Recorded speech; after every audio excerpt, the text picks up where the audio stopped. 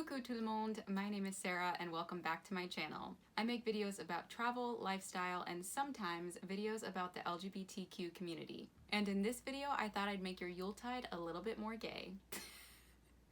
So stupid. In all seriousness, 2020 has been a horrible year for so many, but that doesn't mean there haven't been some highlights. So today I thought it would be fun to go over some of the top queer highlights of 2020. Kind of like a year in review, but queer. So a queer in review. Get it? Anyone appreciate that? This video is definitely not going to be all encompassing of all the LGBTQ news that has happened this year or all of the highlights, but I just thought I would share a couple of my top favorite moments of the year. Starting off with some recent news is Elliot Page's coming out. The star of Juno and Umbrella Academy came out as transgender this year. This was huge news in the celebrity world and in the LGBTQ community. Elliot's coming out is going to bring huge visibility to young trans kids, and in his coming out post, he also highlighted some horrible numbers surrounding the murders of trans people to bring awareness to this issue. So Elliot's coming out is something that we can all celebrate, be super proud of him for, and also be grateful that he used his platform to spread awareness and advocate for the trans community. Next up is something that I've made a couple of YouTube videos for, which if you haven't seen, I will link to them somewhere on the screen, but that is Happiest Season. This is Hulu's gay Christmas rom-com that stars Kristen Stewart and Mackenzie Davis, and it was something I was super excited for this year, something that I really enjoyed, and something that I will not bore you with much in this video since I've made 2 whole videos about this film. So if you want to hear more about Happiest Season, please click the link somewhere on the screen to check out my video. But in short, I thought the movie was super enjoyable, and I think it was super important in that it gave really great representation of queer women in queer relationships. Speaking of Happiest Season, another queer highlight of the year was that Tegan and Sarah actually wrote a song for that film.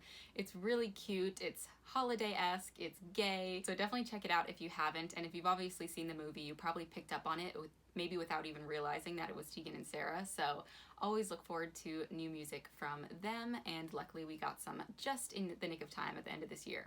Continuing on with Tegan and Sarah, news also broke this year that their 2019 memoir, High School, was going to be adapted into a TV series by actually the same director and co-screenwriter, Clea Duvall, that did Happiest Season. She's going to be adapting the memoir, which I super enjoyed. If you haven't read that yet, that would be a queer highlight from last year, but if you haven't read it, read it this year, or you can be on the lookout for the TV adaptation, which hopefully is coming soon. Speaking of books, another huge queer highlight of the year for me was Megan Rapinoe's One Life. This memoir was so great in so many ways. She was super raw, she was super honest, she really didn't shy away from any aspect of her life, whether it was talking about her sexuality, her journey to discovering her sexuality, all of her relationships in and out of the spotlight, her relationships with her family, including her brother who was in and out of jail, talking about her advocacy, talking about how others should be getting involved in speaking up about social issues and more.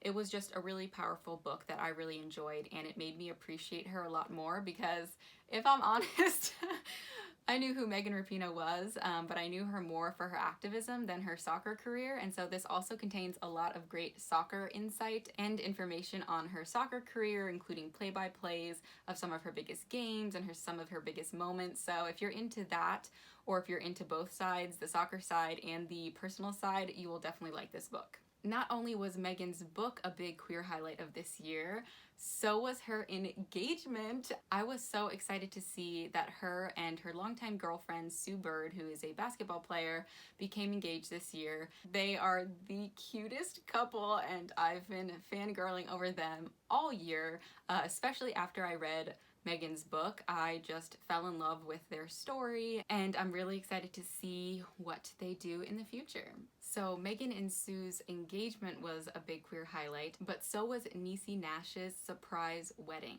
Earlier this year, news broke that Nash, who is the star of Claws, married singer Jessica Betts, and it was just beautiful to see her coming out in that way, being unashamed to be her true authentic self, even if it's later in life. It was just really heartwarming, and it just brought a happiness and a lightness to 2020 right when we all needed it. So congrats to her and her wife on their big wedding this year.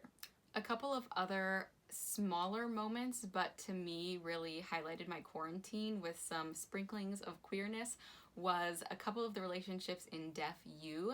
Deaf U is a Netflix series that if you haven't seen, you definitely should. It's a docu-series on Netflix that follows students at Gallaudet University in Washington, D.C., and it's super interesting. It's great representation, and I'm glad personally that there was a queer relationship because I just really enjoyed it, their storyline, and I enjoyed the show overall. So if you haven't seen it, definitely recommend.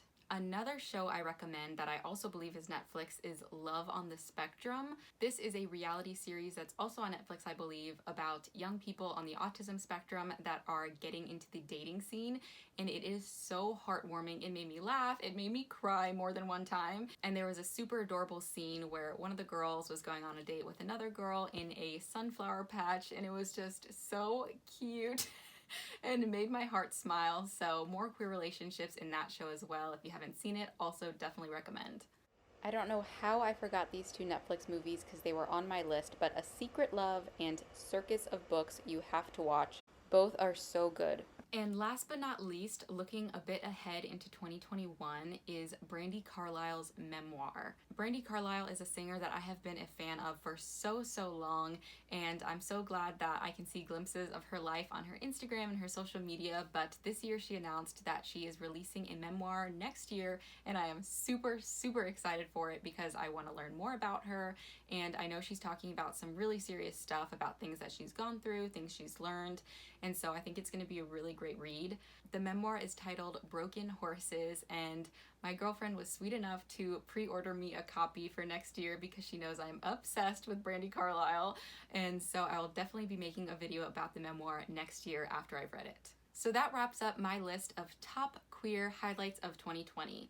Of course, this list was in no way an all-encompassing list of all the LGBTQ news, moments, and highlights of the year. So I encourage you to go to the comment section and let me know what was your favorite LGBT moment of 2020. I make videos every single week, so if you don't want to miss out, be sure to hit the subscribe button and the notification bell. You can also follow me on Instagram at EverythingSarah to see a lot more of my travel content and more. Thanks so much for watching, and à la prochaine. See you next time.